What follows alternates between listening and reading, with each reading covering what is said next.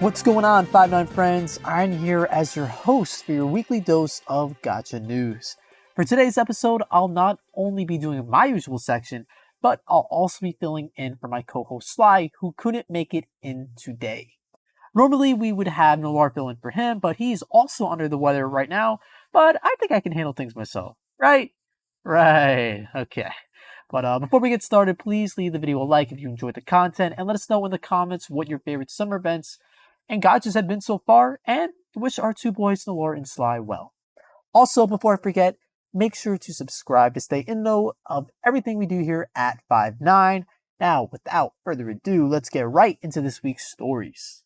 It was announced that Arc System Works' mobile title Blazblue Alternative Dark War will be having a collaboration with Sekai Games' Grand Blue Fantasy sometime in the latter half of September.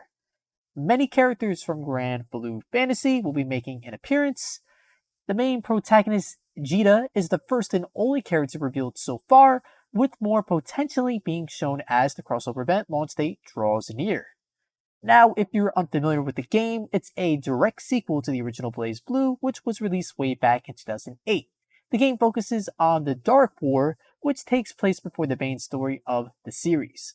For gameplay, players control parties of 4 in turn-based battles, strategically forming teams and deciding when it's best to use the 3 types of basic commands to perform chain attacks. Unfortunately, in terms of the collaboration, that's all the information available about the announcement at this time, but if you'd like to download Blazblue Alternative Dark War in anticipation of the upcoming event, the game is playable on Android and iOS devices for JP. Another Sekai Games title called World Flipper will also be having a collaboration. Starting August 16th, players can participate in an exclusive scenario and quest with characters from the Melancholy of Haruhi Suzumiya.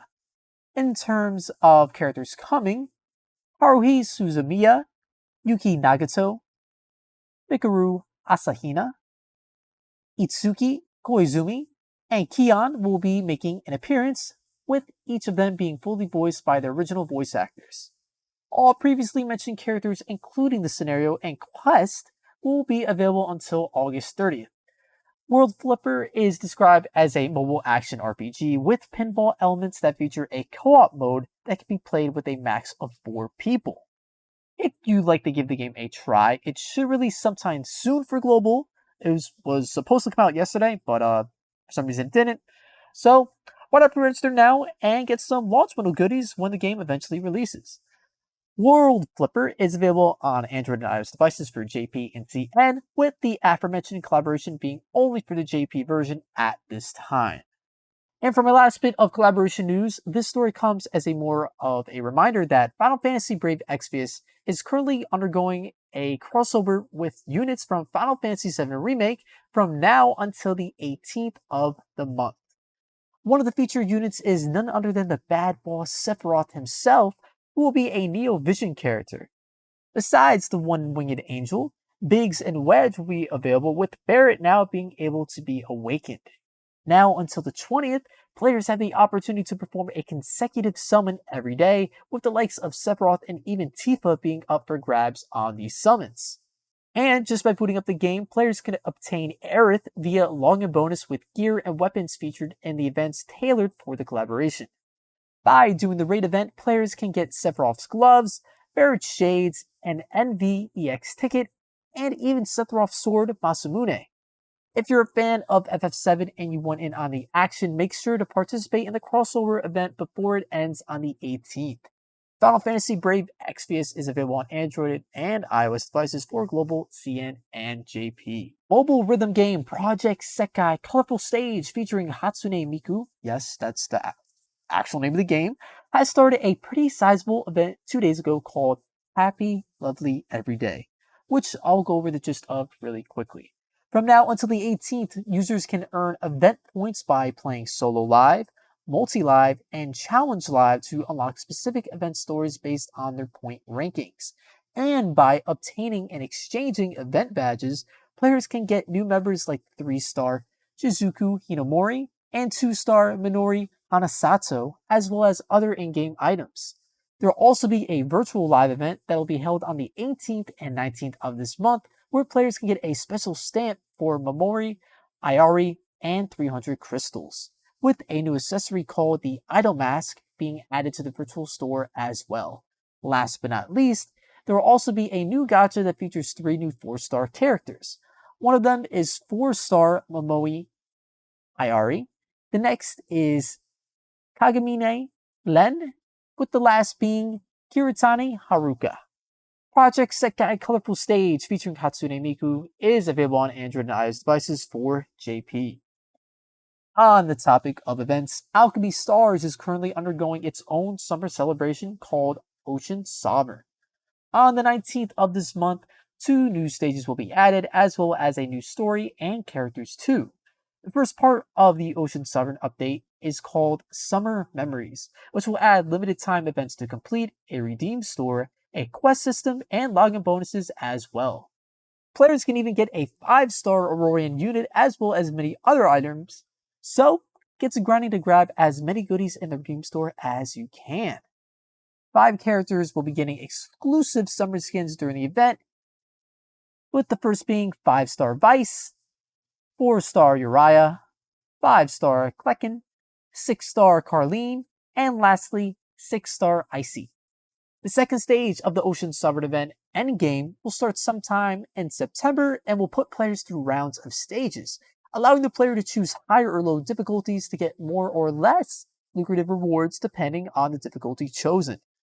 During this part of the event, 6-star Smokey and 5-star Genevieve will be available on their own limited time banner. If you would like to look at the official Twitter post detailing everything that's coming during this event, please look in the description below.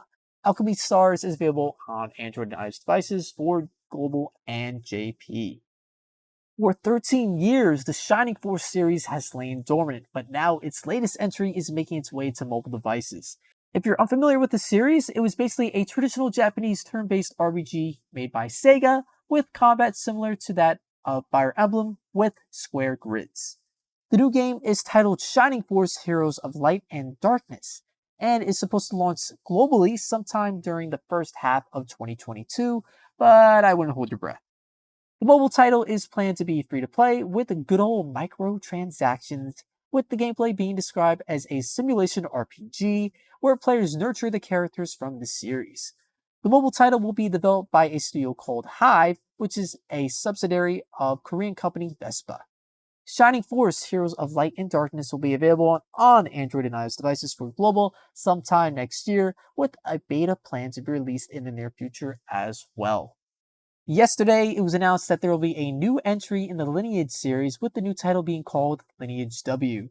The game will be an MMORPG that will be released on PC, as well as mobile devices in 13 different countries. Not much information has been revealed thus far, besides a trailer and some concept art, but there will be a presentation that will hopefully shed more light on the title August 19th at 9 p.m. EST. Currently, there is a teaser website with 4 languages: English, Korean, Japanese, and traditional Chinese, so one could assume that this means there will be versions for each language.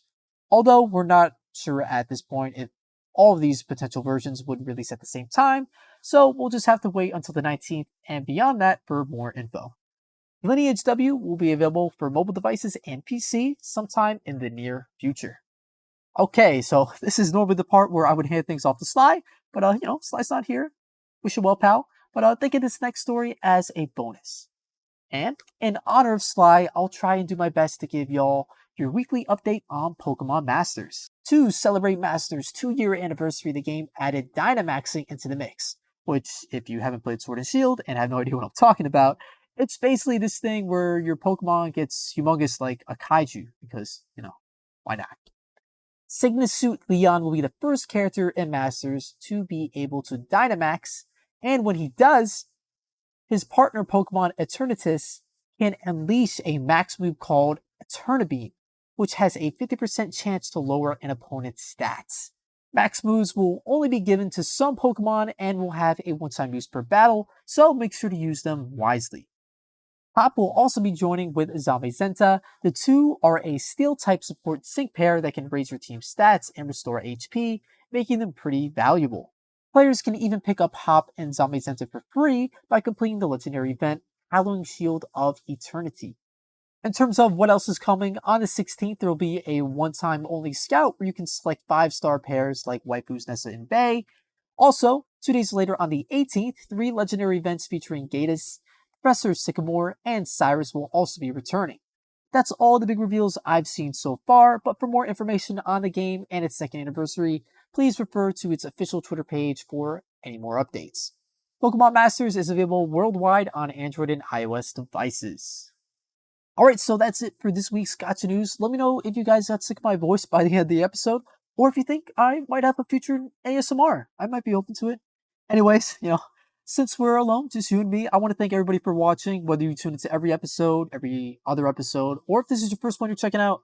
I appreciate it, seriously. I hope you have a wonderful rest of your day, and for your summons to be blessed. Peace out, guys.